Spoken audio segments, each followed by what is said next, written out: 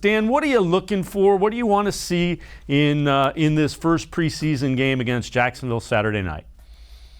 I think the biggest thing to look for, because we're not going to see a lot of the starters play, is really how some of these first and second year guys look. So, I would assume, even though you can make the case Greg Newsome is a starter or a fringe starter, he's going to play. Jeremiah Owusu-Koramoah. How do all these first year guys, rookies, and a guy like Jordan Elliott, who we talked to yesterday, how does he look? Just kind of getting eyeballs on all of these guys before you get to that regular season against Kansas City. This is a big opportunity for them to show what they can do in not a real game, but as close to a real game as you're going to get before you go to Arrowhead. The other thing is Baker Mayfield not playing, a lot of the starters not playing.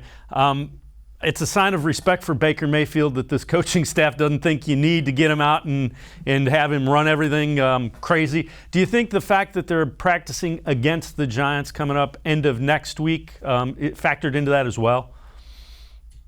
I do think that's a part of it, because those will be competitive practices and give you an opportunity to play some competitive football in a controlled environment where the quarterback gets to wear the red jersey. Nobody can hit him. And I think that's sort of the preferred method to do it.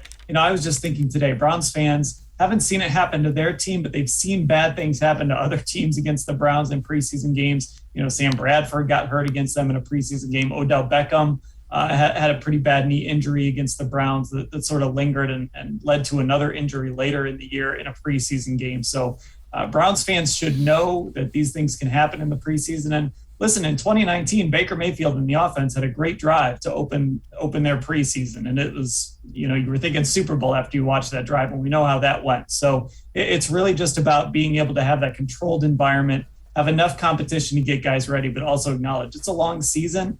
And what happens Saturday in Jacksonville just doesn't really matter.